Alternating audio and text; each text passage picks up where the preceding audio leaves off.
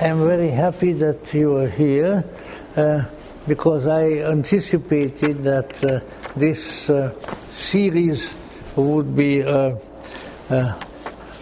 little bit less popular than some of the others were, because from a surface vision nowadays you would say, well, who on earth is H.P. Blavatsky? Who are these people talking about here, you know? Yet it is really a very important incident in the spiritual history, I think, of our culture.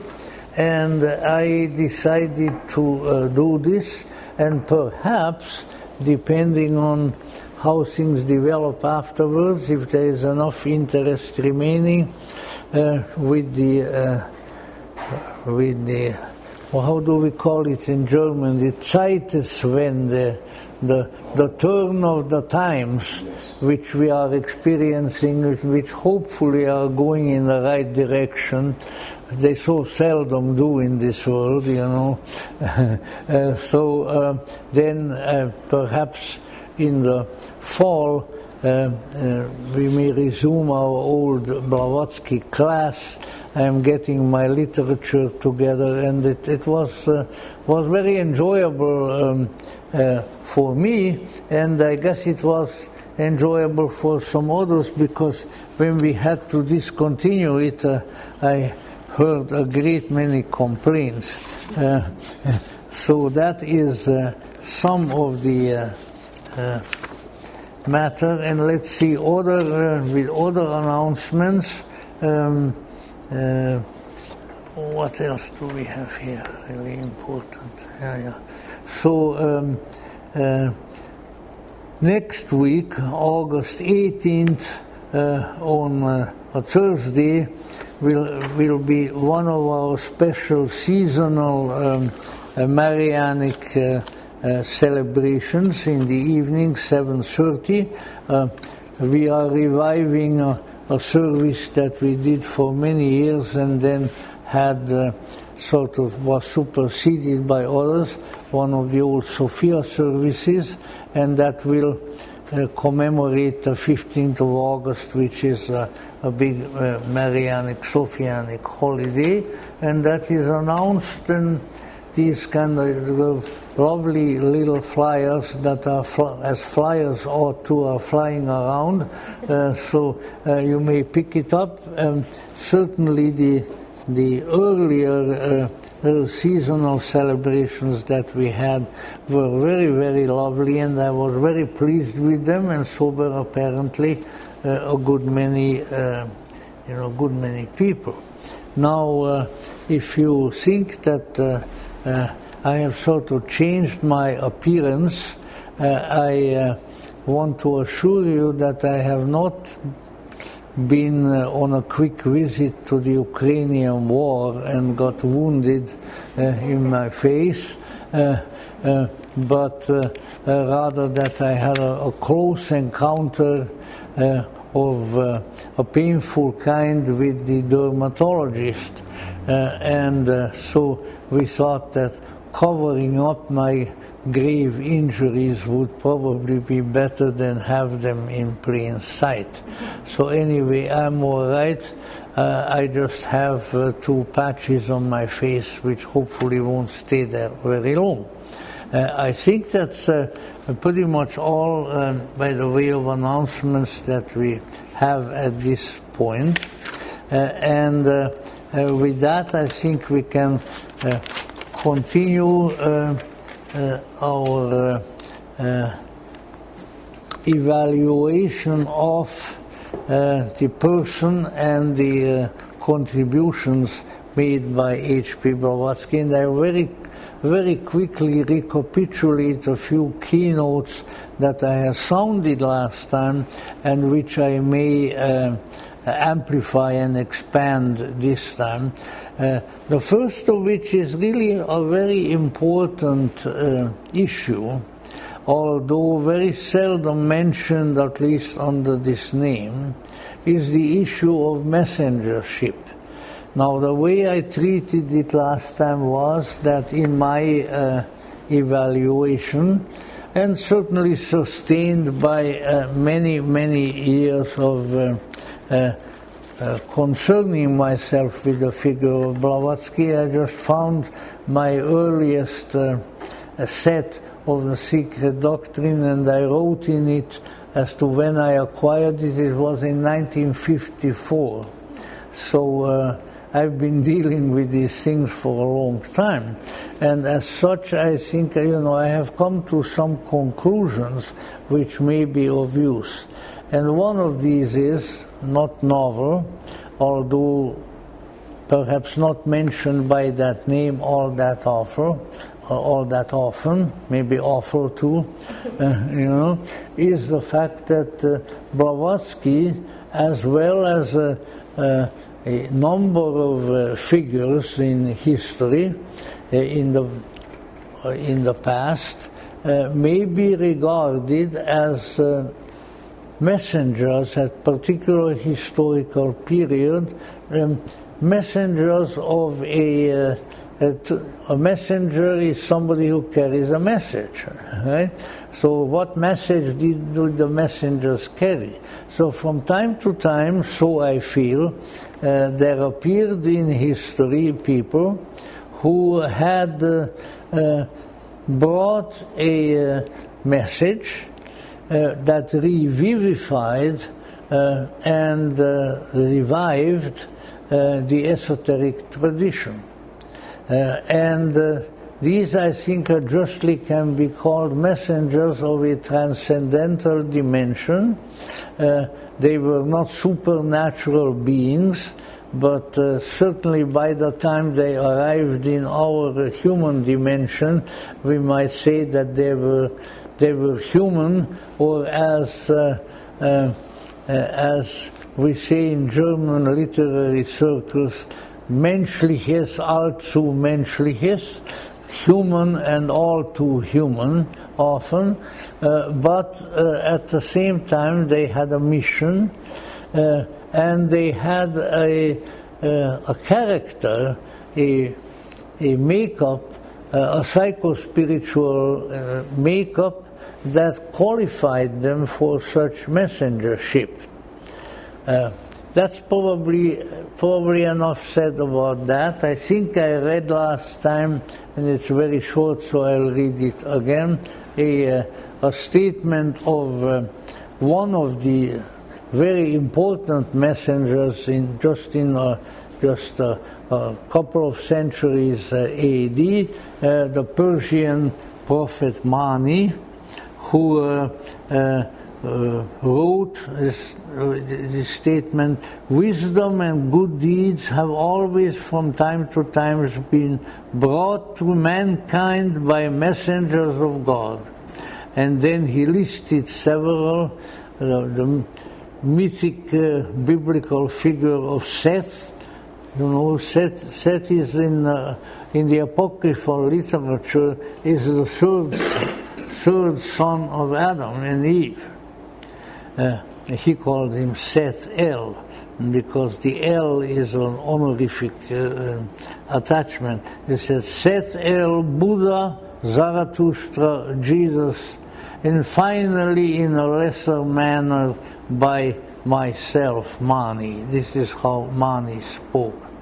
Now, so we may keep that in mind, that in the odyssey of, let's say, the alternative mystical tradition, which is one name that was given to it, I think by my he's not late yet, thank God, but my long-time friend, Dr. Robert Elwood, who for many years was the head of the religion department at USC, that the alternative mystical tradition, which is a nice way of putting it, somewhat professorial, but what do you expect from a professor?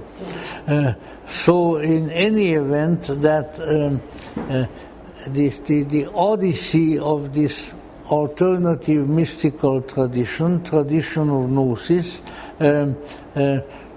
would from time to time have a reinforcement and a restatement in history, wherein there came revelatory disclosures that come from, well, it's very, very hard to put it in any other way, but certainly, again, should not be taken literally, but as a spiritual metaphor, because they are revelatory disclosures from another world. Now, I don't mean from Venus, I don't mean from Alpha Centauri, I don't mean that any flying saucers are involved. In fact, that symbolism is a metaphor for what I'm talking about, that now and then some persons appear and bring a message who literally in their mind, in their consciousness, come from somewhere else. And therefore they can bring a message that is novel, or at least almost novel, and exciting and informative, and not only informative but transformative. And this is really the way a certain tradition, the alternative mystical tradition or tradition of Gnosis, has kept itself alive throughout the ages. Now I'm going to throw in an aspect that I didn't do last time, and that is this, that, you know, one of the accusations made against my Gnostic forebears, spiritual forebears, has always been that they were dualists. But of course people didn't understand that. What I mean in this case by dualism, that to almost any really important spiritual disclosure and truth that you can get hold of in the world history, there is another aspect which completes it and fulfills it. So I often quote, which is maybe a trite keynote to introduce, the old sort of comical American statement, it takes two to tango. So when there is one important thing that is happening spiritually in the world, there is another one related to it that it might behoove you to find. So what is that in this case? It is the following, that even as, if you want to envision these are, again, don't take them literally, these are all metaphorical statements, because there are some issues in life which are not subject to concrete definition. When the definitions become concrete, then they become something that has been called dogma, or articles of faith, or rigidly formulated maxims, and then they lose their real content and intentionality. So one has to be careful. So what is in the French, as we would call the pendant, it's like on a scale. There is one scale and the other scale. So what is the other scale? What is the balancing factor to this messengership that I just mentioned? It's not easy to think about, and it's not easy to accept, but it means our messengership. Even as there are messengers that come from the aeons, from the eternal mystery, from the realm of transcendence, so we are called, and often that calling is of course not fulfilled, but at least it is touched a little bit. We are called to a messengership, if we can use those terms, in the opposite direction. as transcendence comes down from transcendence into immanence, which is where we are, so those in immanence are also called to ascend into transcendence. And this duality which comes into so many considerations is of tremendous importance and runs all through the spiritual history of the world. That there is up and there is down. There is in and there is out. There is the great alchemy of life, both here and in the more transcendental realms. And that alchemy always consists of two. You know, the alchemists had various symbols for it: the sun and the moon, the salt and the sulfur, the king and the queen, and so forth, on and on. And these interact throughout existence. And somehow upon their interaction depend important developments, both in the interior realm of the human soul, or as soul is called in modern times, psychologically, psyche, both there and in, let's say, the transcendental realm. There is the eternal interplay, the great perennial dance of the mystery that goes on by the above, between the above and the below, between transcendence and immanence. And what do I mean by immanent? Means present within something. That there is something present in us. And that this potential, this transcendental potential, this potential of deeper insight and of wisdom is stimulated and engendered by the descent of the messengership from above. So that, by the way, the word for messenger in Greek is angelos, from which comes the word angel, an angel in German, you know, an ange in French. Now, I'm not going to go through all the languages, primarily because I don't know all the languages. I know a few of them, thank God.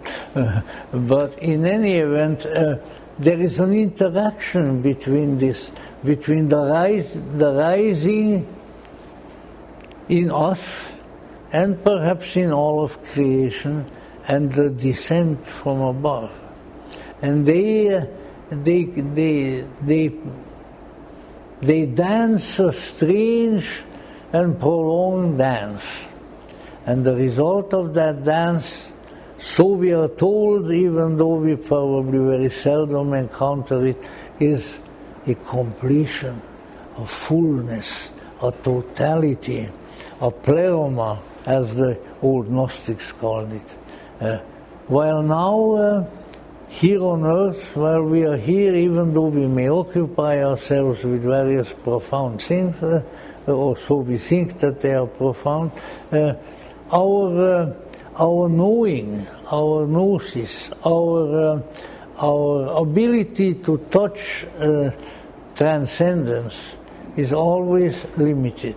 There is still something missing. But when both of these factors are there, when we become messengers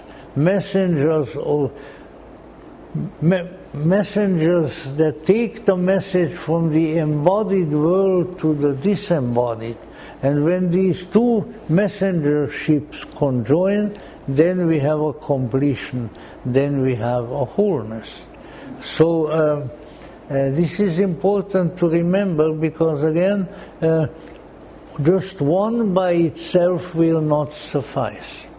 what we are involved in at the present time to a very great extent, I'm sure it's not the first time in the history of this exceedingly old world within which we live, but what we are very much involved in now, certainly to the chagrin of some of us, is that we only see one kind of messengership.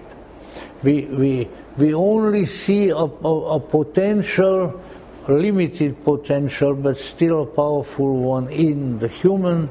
The human can do all things. The human can create technology. The human can create science. The human can fight. The human can fight frightful wars and create concentration camps and all kinds of things like that. But that is our potential, that is us. And yet, why is it that we are so, how should we put it, unfulfilled? And when you're unfulfilled, that also means that you're unhappy. Because we sense that we are not whole. We sense that we are not complete. We are longing for something that might complete us. And actually, even all of our human relationships are related to that, you know. Why do people get together? Why do they seek each other? Why do they seek each other's company, each other's help, each other's love, and so forth? Because they are incomplete. Because they are not full. There are some important pieces missing, you see. And that task to try to move toward wholeness, even though we are ourselves in a place so much lacking in wholeness, that is our messengership. And it's actually, it has been stated in various scriptures. I just, with my geriatric memory, only one occurs to me once, but I think it is from the Bruce Codex of the Gnostics, wherein the Lord Christ says to his disciples, "Know ye then that you are all angels, all archangels, all the great invisibles?" So he reminds his disciples that they have an angelic nature. And what is that angelic nature? Messengership. That you are messengers from the manifest realm to go toward the other, the great mystery. And that then maybe when the lesser mystery from here and the greater mystery from there meet, then there will be the great miracle, the great alchemical miracle, which in some of the alchemical codices, particularly the Rosarium Philosophorum, with the 10 pictures about which Jung wrote a book on the psychology of the transference, where the king and the queen, the sun and the moon undergo all these actions and ultimately become one. And they are no longer the king and the queen, but they are called in that particular alchemical treatise the noble empress. Because, you know, in the medieval social order, the emperor and empress are greater than the king and the queen. They are the king and the queen of kings and queens. So, yes, we are messengers, and we have to be conscious of that, and really upon our own awareness of that messengership, that we are not confined, we are not really, it may feel that way sometimes. I sure as heck felt that way for the last 2.5 years or so, that we are prisoners, you know. Yet, in reality, we are not. We have the capacity of movement into that which is immaterial, which is invisible, which is unsubstantial, but on the other hand is eternal and transforming and liberating. We have that potential within us.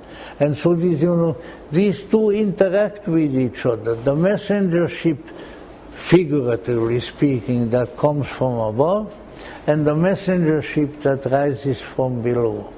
And when they join, that is marvelous. Then something great and wondrous has just started. So we need to keep, if possible, keep this idea in mind, because if we act upon it and realize it to some degree, then we are involved in the great and marvelous transformation of life and of consciousness, which all the traditions have always worked on and often accomplished.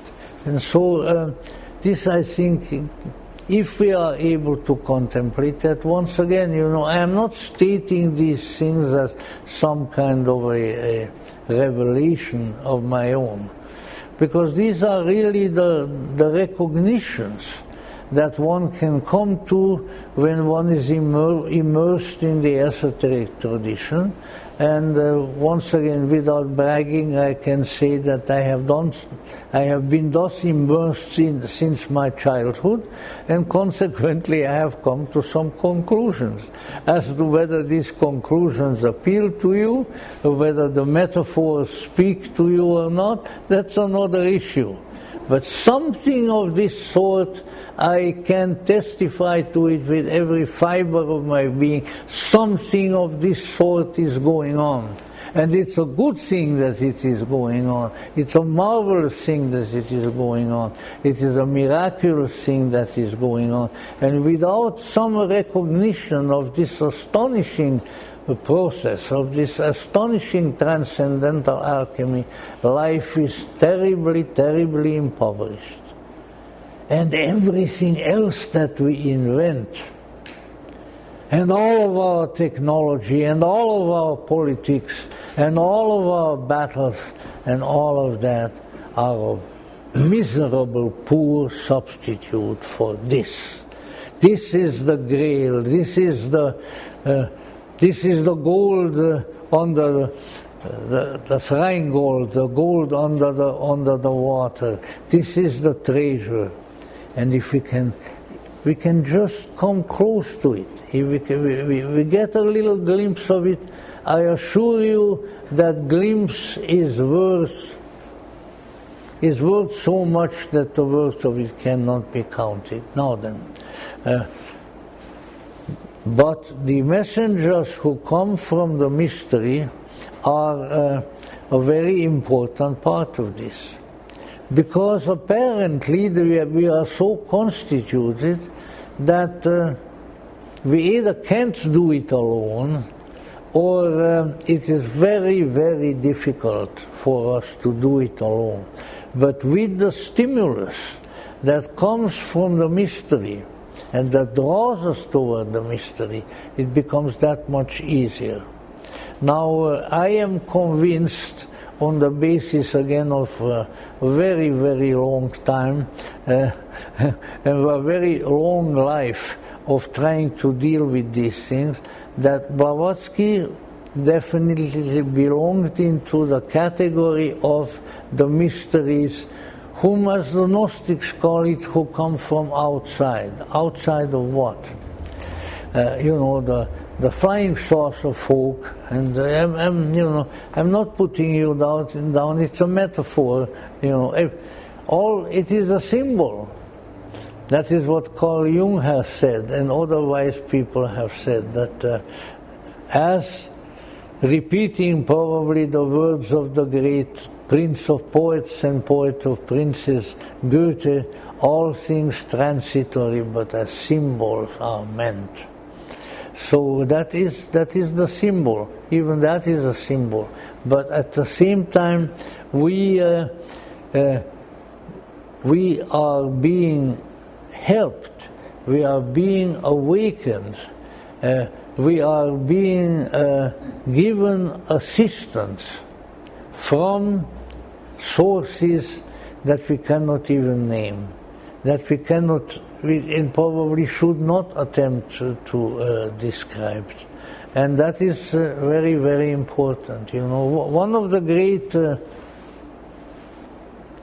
pictorial artistic symbols of our culture is the famous ceiling by Michelangelo Buonarroti of the Sistine Chapel. And I have, you know, for many years I have only seen it in reproductions, but then finally I saw it in Rome a couple of times, and I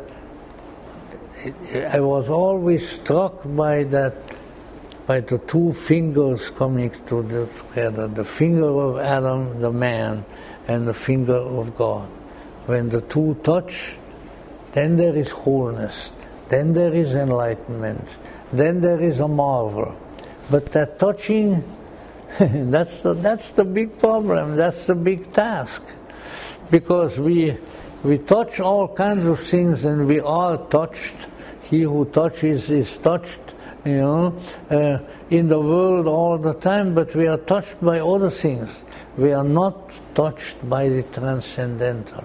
When we are, even for an instant in an entire lifetime, then we have received a great and a marvelous treasure.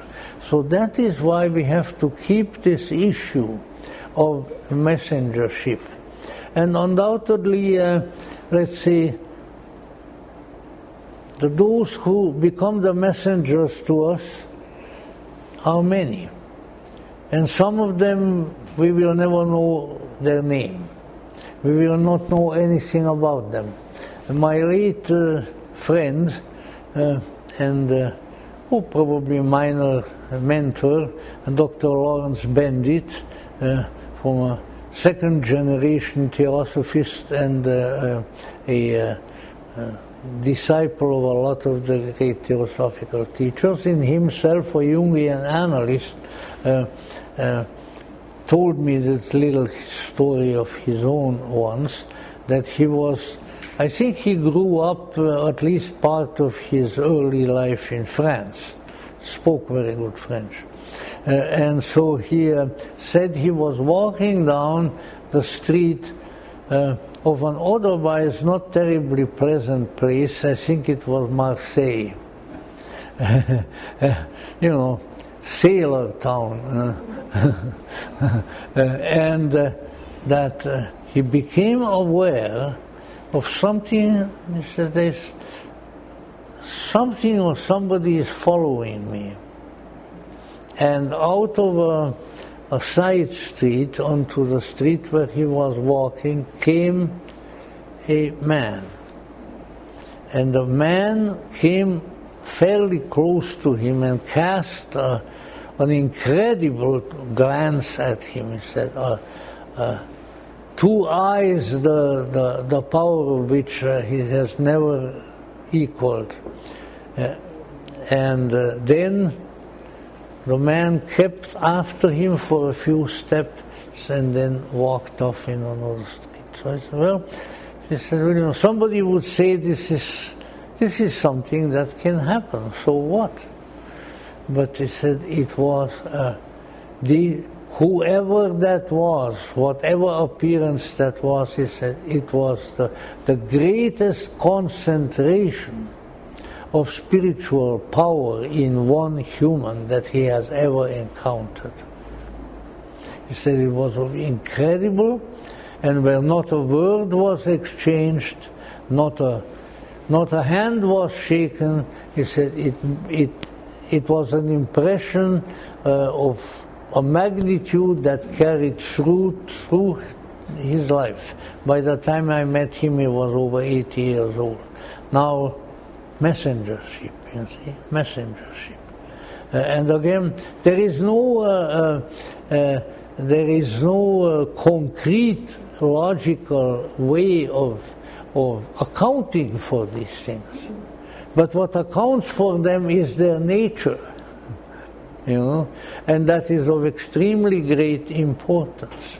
So I think this is what we need to keep in mind when we encounter the Blavatskys, or maybe even somebody who never wrote anything that we know of, who never spoke anything that we know of, but who still in some mysterious fashion exerted an influence that transformed a life till the end of days, or end of that person's days. So there is a mystery here. And there is really no better metaphor, I think, to approach it, but that just like a messenger, just like an angel, an angelos, who is a messenger, it comes from elsewhere. It is sent from elsewhere. It travels to our consciousness, and then it is there, and it creates various stimuli. So at least ostensibly, it is something that has come from elsewhere. Not a physical distance or anything of that sort, but another reality, another dimension, another kind of energy.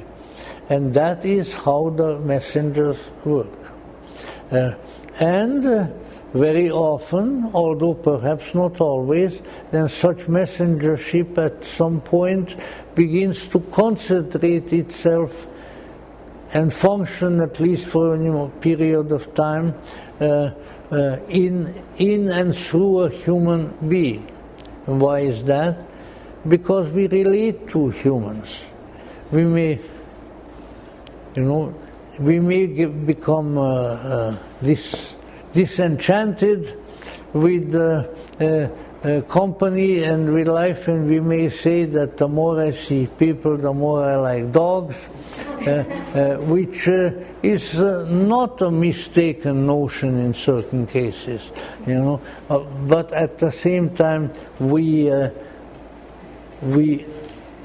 have a relationship, and I think we have come to notice this very powerfully over the last almost 3 years, that when we are not in human company, preferably the kind of human company that we like, and preferably nice people, when we don't see smiling faces, only disguises, when we don't have the kind of company that calls something forth from within us, then we are in a very bad place. And there is no substitute for it, absolutely no substitute for it. And when we are without that, we better do something about it so that we have it again. Very, very important. We have not been created to be like trees rooted somewhere, but we have been sent here in order to be messengers to each other and in order to receive the messages from others, which in turn contribute to our own spiritual well-being. Now, no doubt, there are specializations within that kind of messengership.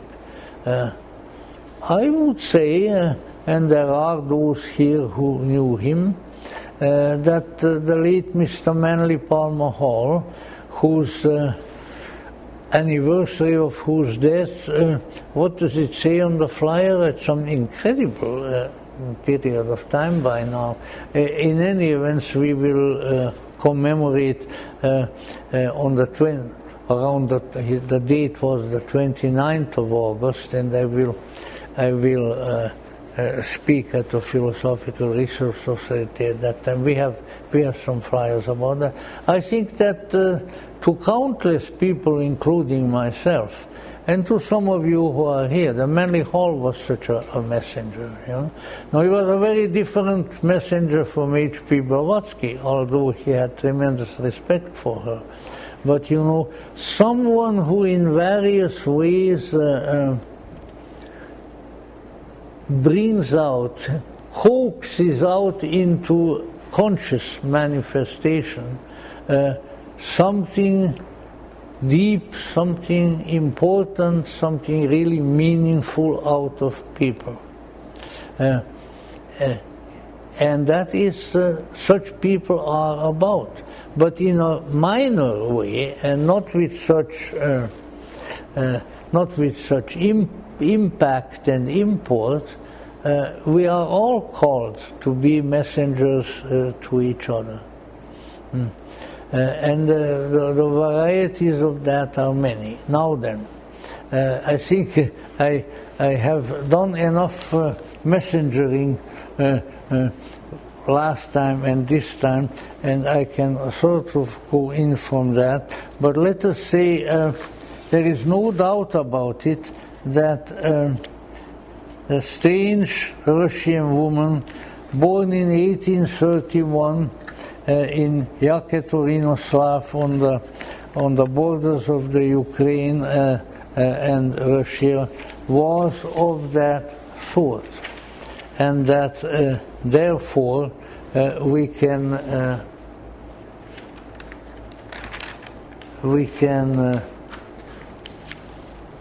be quite confident that what she brought was of great import and of great value. So I gave a brief biography of her before, and so I'm not going to do that now. She lived a relatively short life from 1831 and she died in London in 1891. Yet in that period of time she started something very, very powerful, which has redounded to the benefit of many, many people. Now, she came from a talented family. I might as well mention that because here she was, she was, I wouldn't say she was illiterate, but women didn't go to higher institutions of learning at that time. She was sort of more or less of my grandmother's generation. And I was with my grandmother and with my great aunts, her sisters, and they never went to university, but I tell you the things that those old ladies knew, not only in terms of life experience and wisdom, but in many, many others, was fantastic, because their families wanted them to be informed, and they brought the means to them for that kind of education. Madame Blavatsky's mother was a novelist, and apparently a very highly regarded novelist at her time. She was called the Russian George Sand. George Sand, you don't hear too much about her. She was one of the early, really important female writers, a great friend of Franz Liszt and Frédéric Chopin and many others. So to call somebody at that time a Russian George Sand indicated her status. In any event, first of all, let's say, Madame Blavatsky was from a milieu and had some influences, not so much her mother, because her mother was writing books and reading from her books to the salons of St. Petersburg, but others wherein, let's see, she was made aware of the stirrings of her own potential. Her childhood was magical. She had a contact with magicians and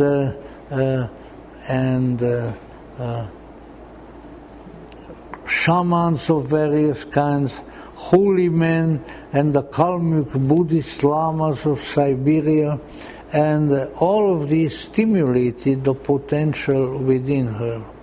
Secondly, I think it's important to keep in mind, because it contributed, I think, very greatly to her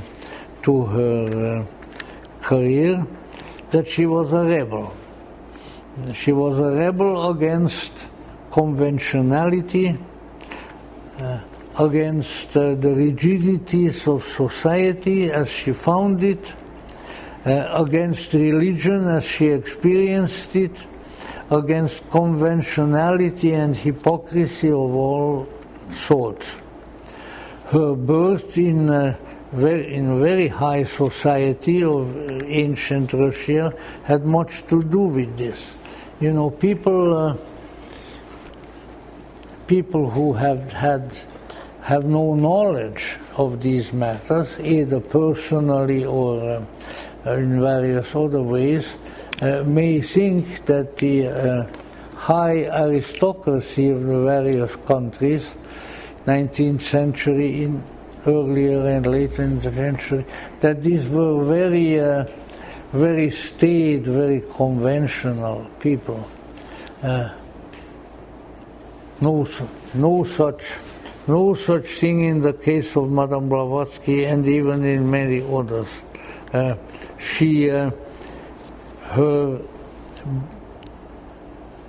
Let's put it this way, the upper classes had a freedom very frequently to become themselves that others did not.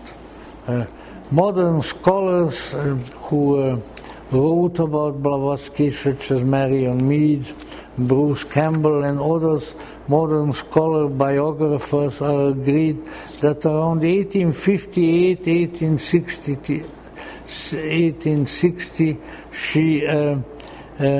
she began to move out of her social circle, and then later on eventually out of her country.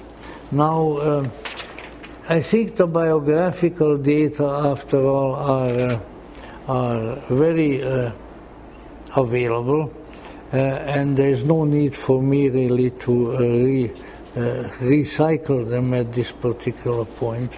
But one important element that I'll mention now, for a variety of reasons, is the relationship of Blavatsky to what subsequently came to be called psychology and depth psychology. Now, the word psychology, psychologia, was around for a long time. So let's not say that it was invented later on. It was considered really until the mid-19th century, it was considered, psychology was considered a branch of philosophy. And the person who more or less became caused the birth of psychology out of philosophy was the American philosopher William James, with his, wherein he began to emphasize the need for the study of the soul. Now, a late friend of mine who had been here and lectured here with me years ago, Dr. Anton Lisi, had put together a number of paragraphs that he used in some presentations about statements of Blavatsky which can be made to relate to psychology. These are all quotations, and the years when she wrote them are noted at the end of the paragraph. I will review some of these for you. Here is, for instance, one. The occultist, as she considered herself to be, asserts that no materialist, a prejudiced and one-sided witness at best, can claim any authority in the question of mental physiology, or that which is now beginning to be called the psychology or physiology of the soul. No such noun can be applied to the word soul unless, indeed, by soul only the psychic mind is meant, or that which develops in the human proportionately with the perfection of his organism and his brain into intellect, and in the animal into a higher instinct. The study of the, as she came to call it, the physiology of the soul, of the will in man, and of his higher consciousness from the standpoint of genius and its manifesting faculties can never be summarized into a system of general ideas represented by brief formulae, no more than other forms of psychology. There is, and then in yet another paragraph she says, now since the metaphysics of occult physiology and psychology, now she uses the word psychology, postulate within mortal man an immortal entity, a divine mind, and she uses the Greek word nous, whose pale and too often distorted reflection is that which we call mind, and intellect in men, virtually an entity apart from the former. During the period of every incarnation, we say that the two sources of memory are in these two transcendental principles. Now, I will not, or I will read a very short one here at the end, for between the psychic and the noetic, between personality and individuality, there exists a tremendous abyss. The abyss is as large as between Jack the Ripper and the Holy Buddha. In any event, what in those and in other statements we find is that Blavatsky and many of her disciples had pinpointed that if there is a further, deeper spiritual development in the human, then such development would come from a potential which is within that human already. And this is what I was really alluding to with the idea of messengership, that there is within the human, not at the physical level at all, but at the deeper, more insight-producing and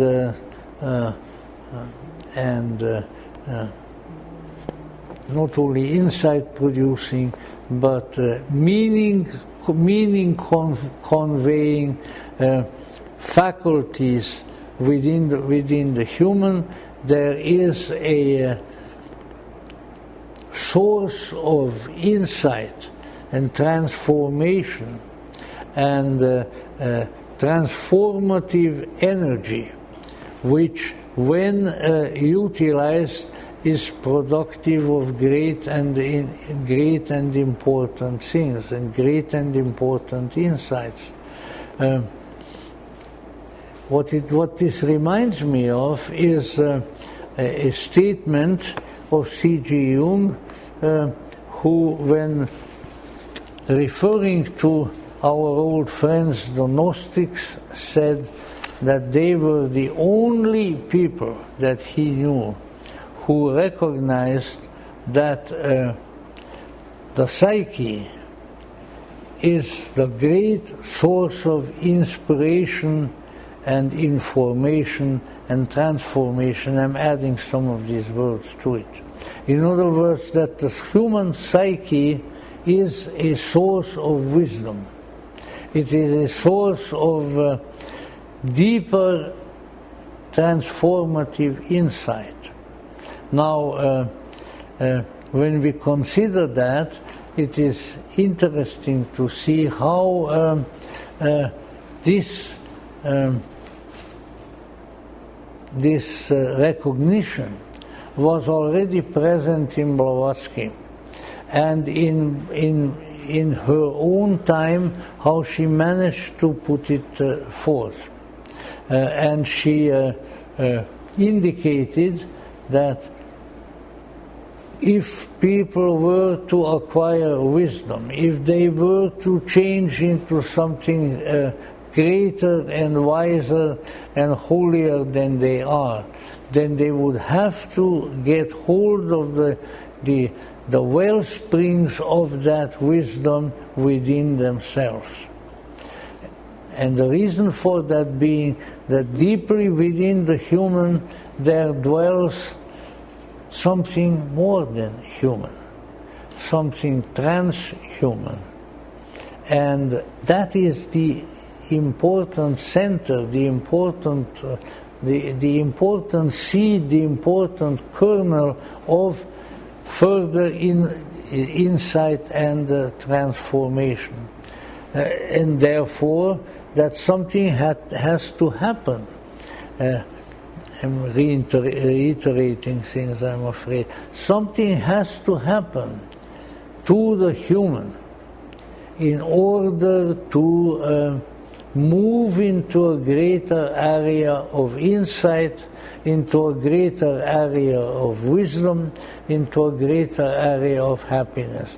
And that this something is not, certainly not something physical. Right, that is materialism. Yet, what are we doing now? We are devising more and more technology, and whether we say it in those words or not, we expect everything good. Wisdom, transformation, insight, qualities of character, all come in some strange manner out of technology. This is a wrongful expectation. A technological device, a machine, cannot deliver more than a machine.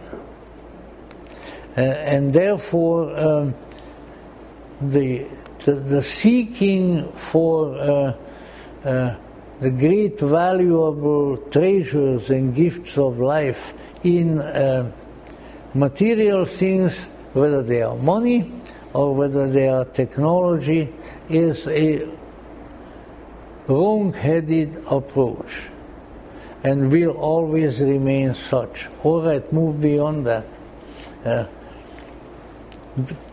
Can we expect our real joie de vivre, our real energy of life, our real strength that will take us beyond the stars to come purely out of feeling? No. Feeling is there as an accompaniment of the process of transcendence, but feeling is not the source. Can it come? And here is probably the great problem. Can it come from thinking? We are a civilization that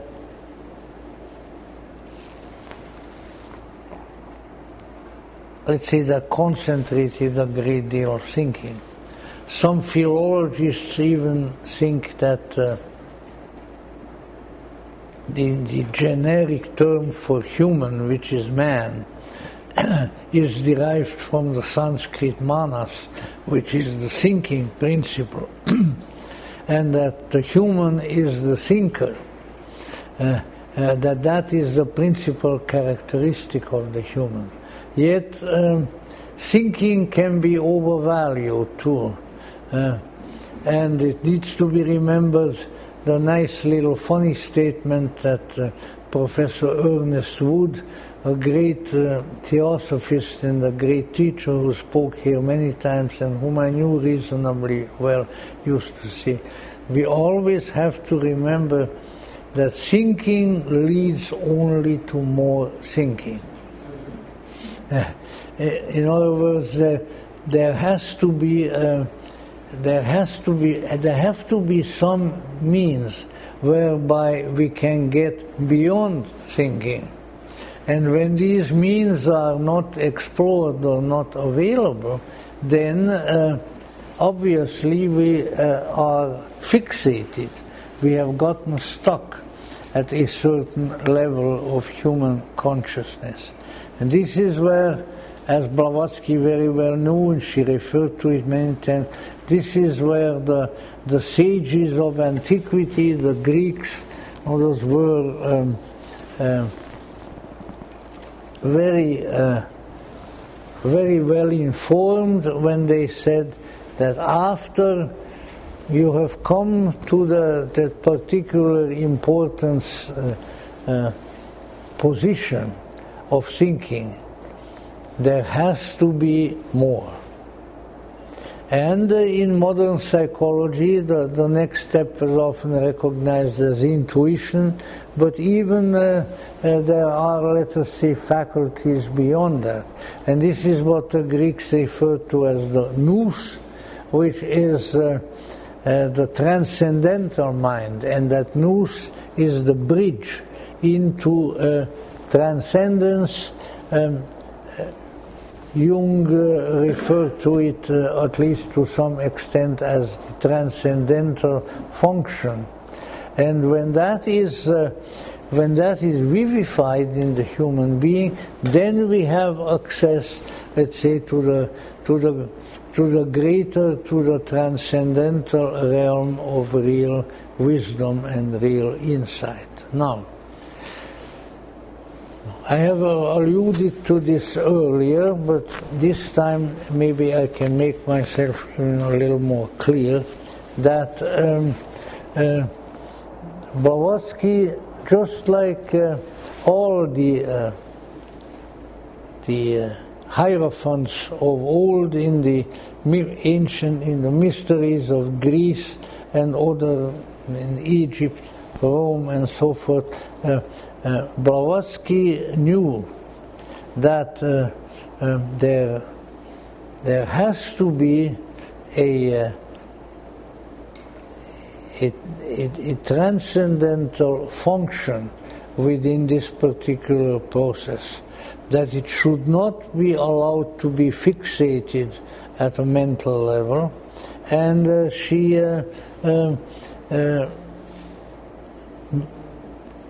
put into action, by way of her teaching, by way of her writing. Blavatsky was not a good public speaker. She was a good conversationalist. If she was in a group of limited numbers who were friendly to her, and while drinking her Russian tea and smoking her self-rolled cigarettes one after the other, she was able conversationally to bring forth a tremendous amount of excitement and stimulation in the people that she was with. But she was not a public speaker. But of course she became an incredibly prolific and effective writer. Now, in that respect, understandably, she ran into some difficulties. First of all, she lived and taught. After all, she died 1 year after the turn of the century, from the 19th to the 20th. She lived in the 19th century. She was a 19th century person. And the 19th century was justly, I think, called by C.G. Jung, of all people, the Dark Ages. Now, why would he have said that? Because it was the common belief, the cultural understanding, which really should have been called misunderstanding, of the very large number of people, especially the educated people, that one could achieve one's purpose of life, that one could discover the meaning of one's life by way of intellectual formulae. Now, once again, don't blame Immanuel Kant or people like that with the pure reason, because there is good reason to believe that the greatest of 19th century thinkers knew that. And they knew that the intellect, the thinking function, is a way to something beyond itself. That is why that famous statement of Kant that I have always revered so much, trying to put it into English: the starry heavens above me and the moral law within me, these are the ones that will give me direction. Der gestirnte Himmel über mich. So which would lead us to believe that the starry heavens are the symbol of that which transcends Earth, which transcends our earthbound condition, and the indication of a light from beyond this world. Among the ancients, such as Gnostics and Hermeticists, for instance, and he certainly would have been aware of that, the symbol of the relationship of the earth to the heavens was a very evocative one. And it was like this, that the earth is surrounded by a bowl. By something, then that bowl is like a big sieve, has little holes in it. And through those holes of the inverted bowl, the light of a different world, of a great light, of a boundless sea of light which is beyond the inverted bowl and beyond earthly existence, shines through and becomes the light of the stars. What a beautiful metaphor. But let's say that kind of vision was very rare in the 19th century. And so she was faced with a very prosaic-minded, intellect worshipping stratum of humanity, the educated people, whose ability to relate to the mysterious things that she was bringing forth was minimal. So how is she going to do this? How would we do it? How would you do it, especially confronted with such a hard-headed rationalist and materialist public? It was certainly a very difficult and a very great task. And what she did was that even though with some of that she created an impression that subsequently, I would say, became troublesome, that she put forth two efforts. The first one was the one that we are really familiar with, and that is the biggest one. And that is the one of the majority of her works, especially her multi-volume Secret Doctrine, which was put forth as a ostensibly a kind of occult cosmology. Namely, the Secret Doctrine is ostensibly, and I'm going to read you a few passages, ostensibly based on a very poetic spiritual scripture. Up till very recently, everybody thought that she made it up, that she invented it. And she called them the stanzas of John. And they poetically and really, although she did not mention that word, mythologically put forth the origins and the development of the cosmos. Now, the problem was, and still is, with a lot of my good friends, that it has been taken more or less literally. And yet, as it is rather evident if you look at it with the contemporary eyes, what she has done was she put forth a great, complex, exciting, beautiful myth, which begins with the origin of being, with the origin of life. Now, why I said that comparatively recently it has come into a somewhat different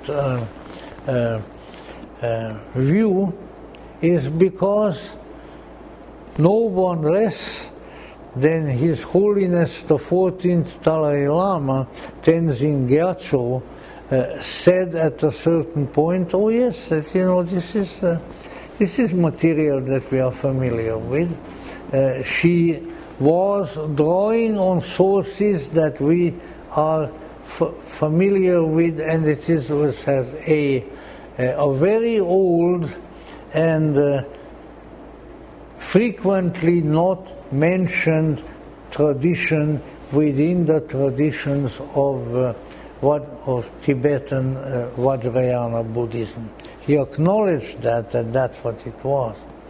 But now that being the case, and as well as, let's say, the 20th century mythological revival with people like Mircea Eliade, Joseph Campbell, Heinrich Zimmer, all kinds of people, we have come to discover, as strange as it sounds, that myth, M-Y-T-H, that myth is more true than history.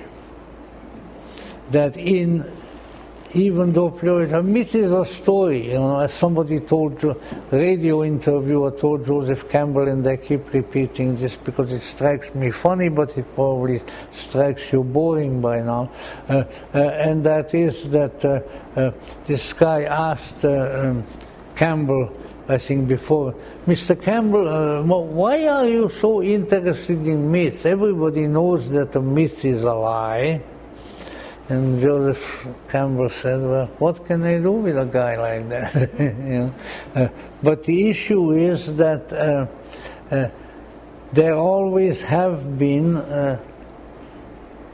accounts, stories, which do not depict any kind of a physical event or a physical process, but which are constructed in such a way that they awaken and bring forth into manifestation certain transforming spiritual forces from within the person who reads them or to whom they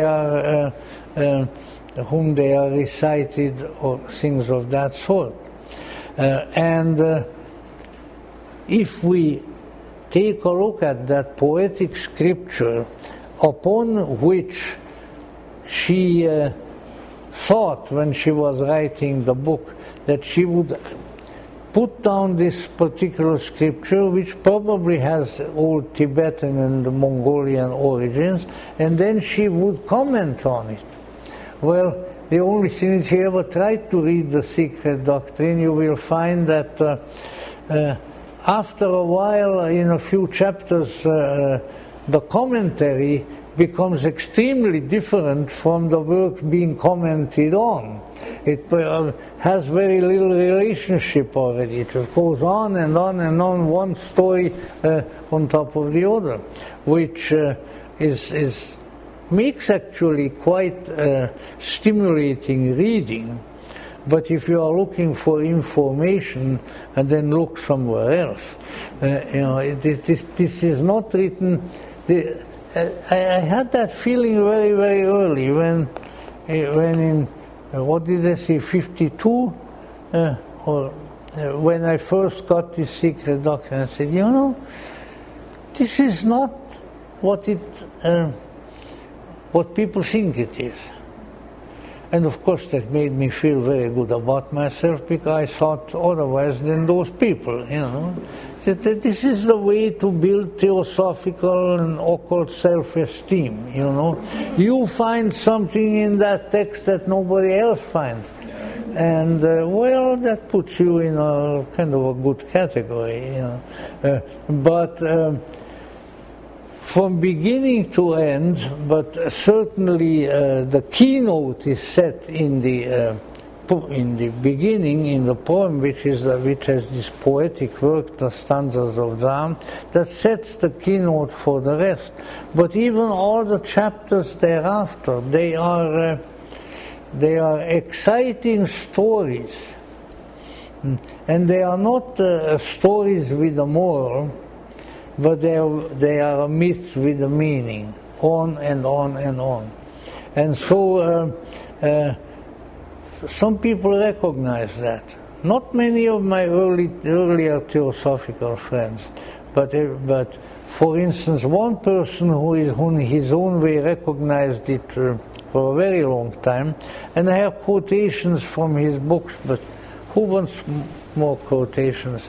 He said that the important thing about the Secret Doctrine is that it unlocks doors, it unlocks secrets within the reader. It's what it does to the reader, then more than anything else, that really makes this an important book.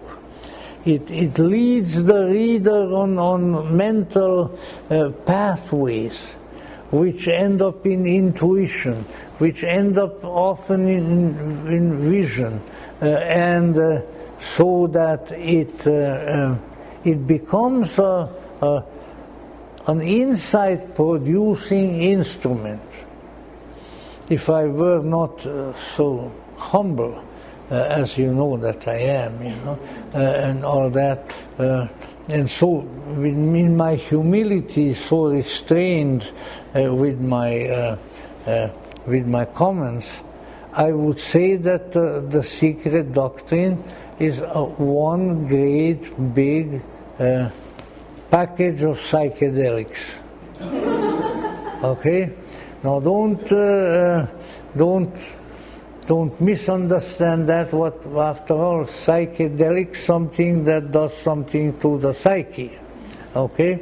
And it's not that it's not information, it's not instruction, it's not the recounting of various rules for you, how to behave or how not to behave, but rather it is an instrument whereby the strange insights, peculiar feelings, and eventually maybe even more than that may come to the reader.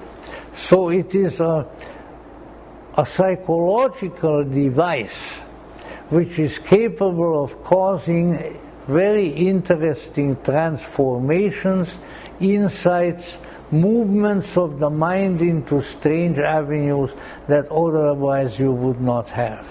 So if you are interested in that sort of thing, then you should read the Secret Doctrine. If you are interested in something other than that, then read something else. Now I'll just give you a little bit, because the feeling, I think, comes through in the poems of the stanzas, as she calls it, of the Book of John, D-Z-Y-A-N, which also has been sort of identified by linguists as being related to actually ancient Mongolian more than Tibetan. But you know, there's a lot of interaction there, and for instance, the name Dalai, ocean, the ocean lama, the Dalai Lama is a Mongolian word, it's not a Tibetan word. So you can see the interaction of these. In any event, the Book of John, I'll read you the first stanza. Stanza 1. The eternal parent, wrapped in her ever invisible robes, had slumbered once again for 7 eternities. Time was not, for it lay asleep in the infinite bosom of duration. Universal mind was not, for there was no He to contain it. These are again,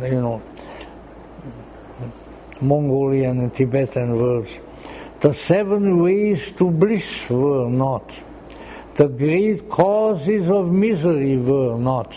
Well, that would be a help. For there was no one to produce and get ensnared by them. Just excuse me a minute. Darkness alone filled the boundless all, for Father, Mother, and Son were once more one, and the Son had not yet awakened for the new wheel on the pilgrimage thereon.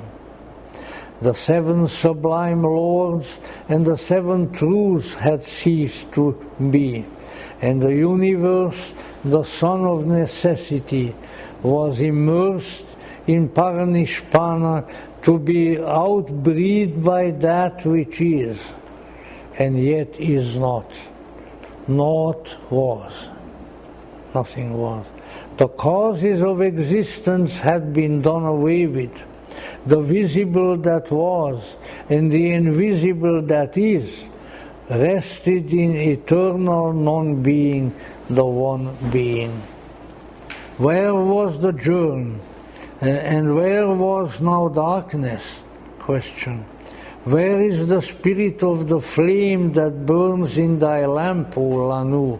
Lanu is an expression for disciple.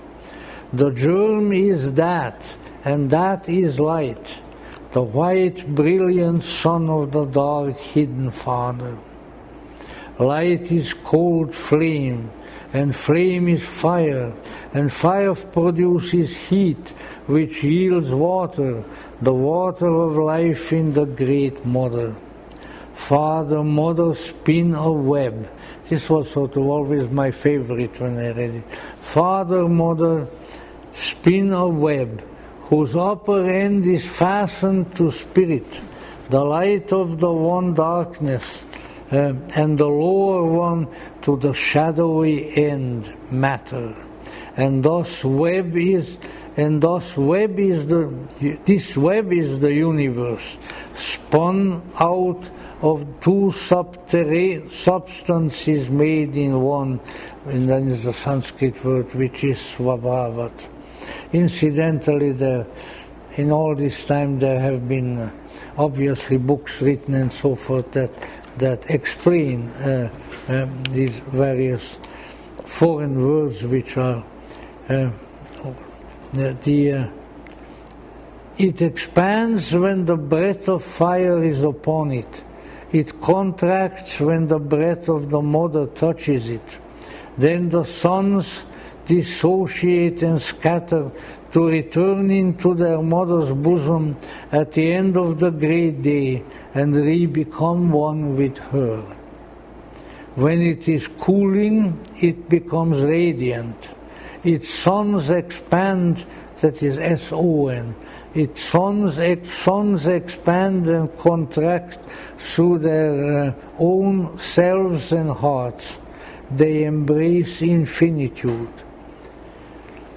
Then Swabhavat sends forth, which again could be explained, to harden the atoms. Each is a part of the web, reflecting the self-existent Lord like a mirror. Each becomes in turn a world. That's the first stanza of the stanzas of John. Now, I think that I was right from the beginning, and certainly now I have more and more truly illustrious people agree with me that what this is a mythic story within which there are elements that cause an expansion of consciousness. I wouldn't tell you some of the weird stuff that I experienced visually and otherwise when reading this, but I also wouldn't tell you the things that similarly I experienced when reading the Red Book of C.G. Jung, which leads me to believe that maybe both of them were up to something very similar. They were interested in facilitating experiences of a transcendental, of an unusual, of an abnormal nature in the readers of their texts. And that, of course, can... What do you suppose the majority of the sacred scriptures of the world are all about? What is the Bhagavad Gita all about? While listening to it, and I had a very good...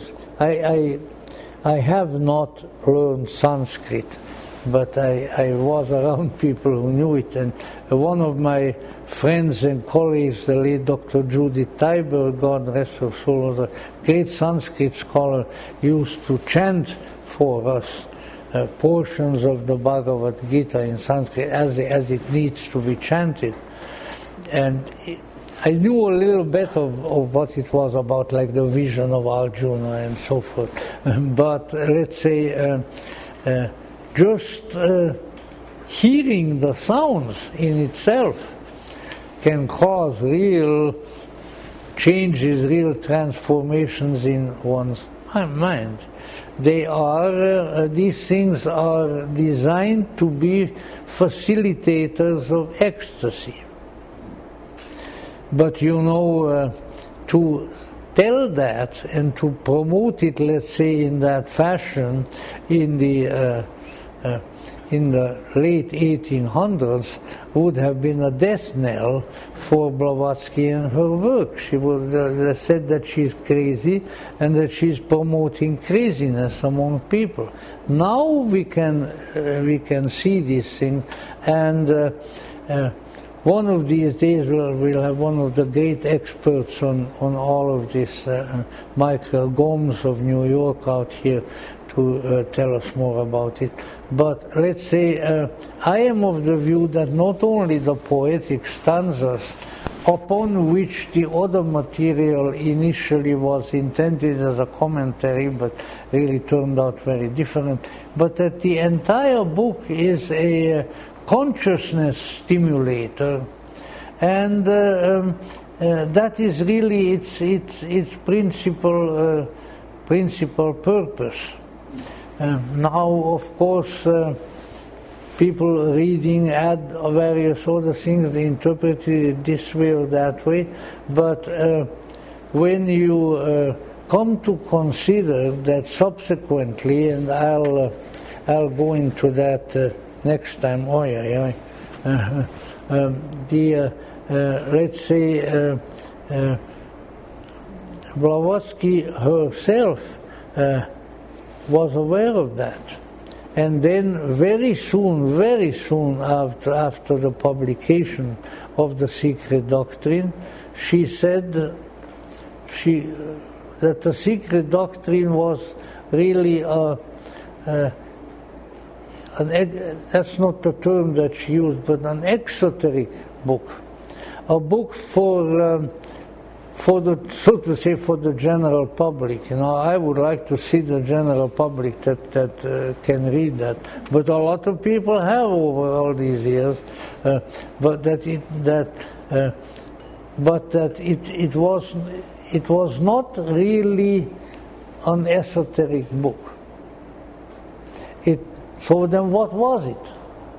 You know, if you know, I have her words, but I don't want to look them up. So what was it? If this was a word for the general reader, for the general, what was the purpose? The purpose, obviously, to me, obviously, was that it would stir up the psyche of the individual reader. It would whet the psycho-spiritual appetite of those who were reading and said, well, I have the feeling, I have the impression, I have the experiences that there is something important taking place. There is something hidden here. And that if I keep working on this and going along this path and seeking on this way, then I will come to something very important. The people may not have known, only a few of them did probably that word. In other words, by reading this material and allowing it to penetrate my consciousness, I will have gnosis. I will have a transcendental knowingness. I will know what is really worth knowing, and that will be of a great help. But fortunately and unfortunately at the same time, Blavatsky also was hoping to present material to her students, obviously not to everybody, that would actually bring them close to such experience, that would make them experience important, great transformations within themselves, magical change in their own nature. But she only was able to do a little of that. Why? Because her body gave out, and 1 year after the turn of the century she died. And for a long time, not even this circumstance that she had another message, and that this other message was very important to her, and that she had put forth some of it already, not even that was known to us until very recently. And I have one of the books with me that contains some of that material. It is called the Secret Doctrine Commentaries. And then there is another one which is called the Esoteric Instructions of H.P. Blavatsky. How do you think they came to be? Right toward the end of her life. Some of them, I think, were given a few weeks before she died, because she was not deathly ill. Some things were obviously wrong, and she was just taken out of here. Well, first, because in both cases she gathered around her a group of disciples. Much of this was done, incidentally, I could find the address for you, in London, at a house that belonged to Annie Besant.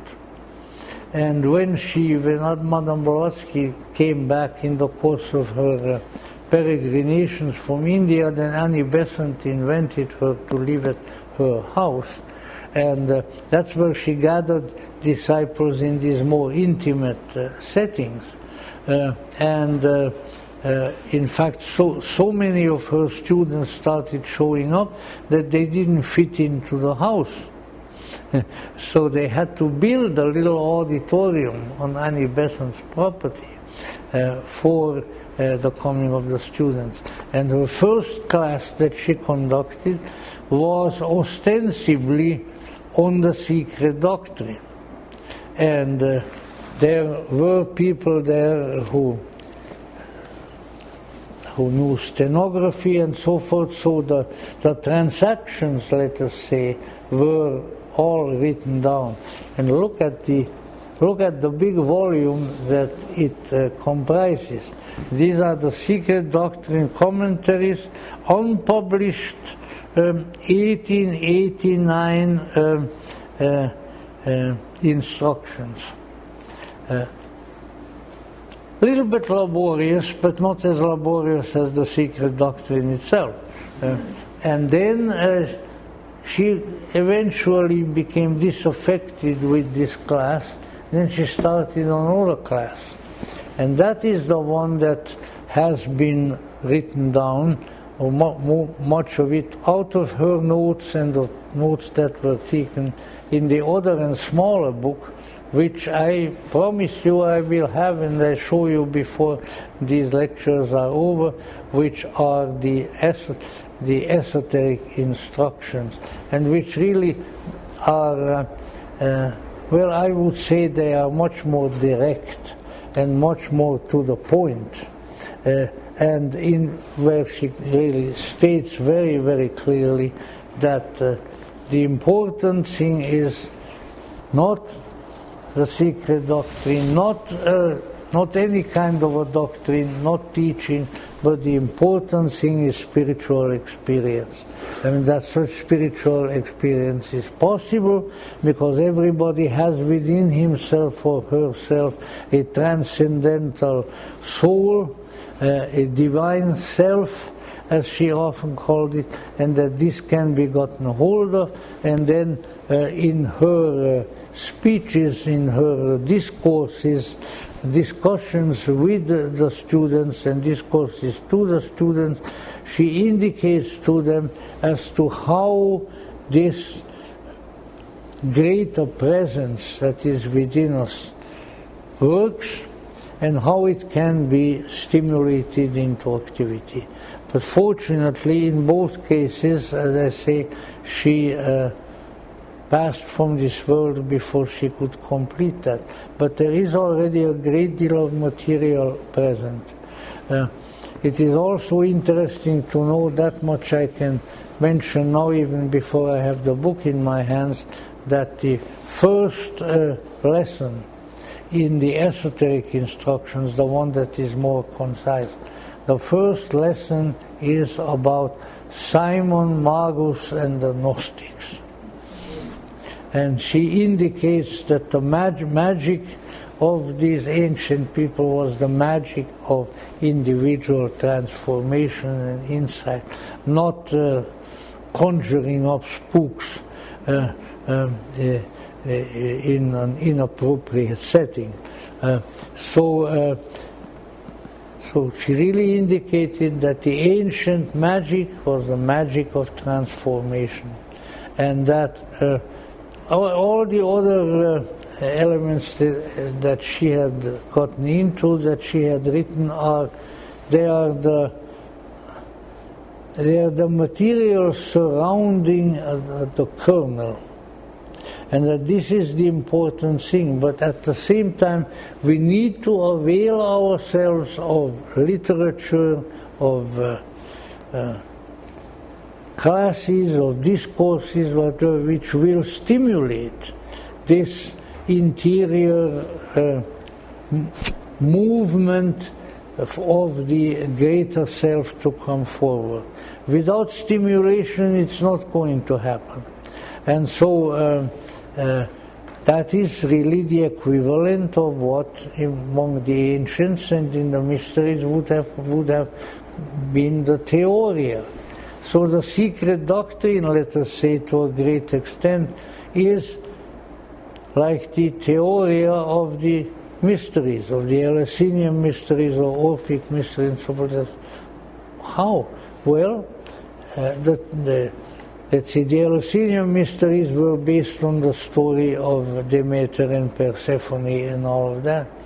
Well, instead of the stories of two ancient goddesses, she put forth the story of the world, the story of reality, including the coming of humanity, but in a poetic and mythic manner, mixed with some physical realities. Also, all of this stuff that is around in occult circles about Atlantis and about Lemuria and all of these things, they're all in the secret doctrine, and I don't think that hardly any of them were intended to be believed as actual history, but rather they are the story of internal development. They are the stimuli of personal transformation. And a very good example, or let's say a parallel in modern times, that is similarly constructed is what? C.G. Jung's Red Book. You just try to read that for a while, and I guarantee you that you are going to have some strange experiences. Otherwise, you'll have to read it twice. So this seems to be really the method of the messenger. So the messenger brings the message, and the message is what? The message is that the truth is inside of you. And it's got to come out. It's got to come out. And that here are a few things that might bring it out. And you go on and be on your toes and keep looking for ways and instrumentalities whereby this inner vision, this transformed glory can come forth and take you to ever more inspiring, ever more wonderful, ever more transcendental realms of existence. Because we have within us the potential to have a consciousness that is more than human. We have within us the potential to manifest something divine. But the potential has to be realized. The potential has to be made to happen. The obstacles have to be put out of the way. And that's difficult.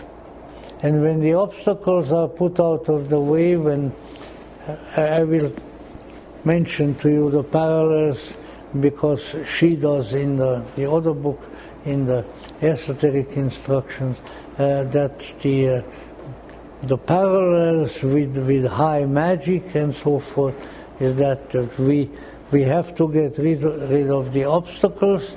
We have to first obtain the vision of the ineffable greatness. Then we have to come close enough to it to converse with it, and ultimately to unite with it. This is the purpose of human life, not anything else. Everything else is a potential byway and a cul-de-sac, but if that is facilitated, then everything is moving in the right direction. So we are not here to be rich. We are not here to be healthy. We are not here even to be happy in the ordinary fashion. But we are here to bring forth and to realize this incredible potential which has been slumbering within us and in the human race since the beginning of time, and wherein we have the ability and the power to bring it into manifestation. That is the real purpose. That is the real objective of life. And once one becomes truly saturated with this intentionality and what it implies, then the possibility toward the realization increases exponentially, and then before long we will also join the ranks of the messenger. And will become a messenger from the outer reality into inner transcendence. And then our purpose will be fulfilled. I know that these sound like abstractions. It's much easier to talk about your past lives, if indeed you had any. It's much easier to talk about your karma, that how you somebody hit you over the head in your last time, and now you are going to hit that person over the head in this time, and all of these things. But, that's not where it's at. No. Those are substitutes. They are as much substitutes as some of the preachments of the various religions. They are something to grab onto, but ultimately there is something else, something incredible, an ineffable greatness, a fantastic reality, a fabulous being, and it is possible to come close to it and to bring us close to it. Great and valiant souls like H.P. Blavatsky had come into the world, and wherein they may not have been accomplished all of it, but who have brought us close to it. And for that we must be and remain eternally grateful, for with gratitude comes enlightenment, with gratitude comes liberation. With gratitude comes the fulfillment, the completion, the wholeness toward which we are moving, and which, with the help of the messengers and the help of the powers of light, we assuredly shall accomplish. And I thank you very much for this time.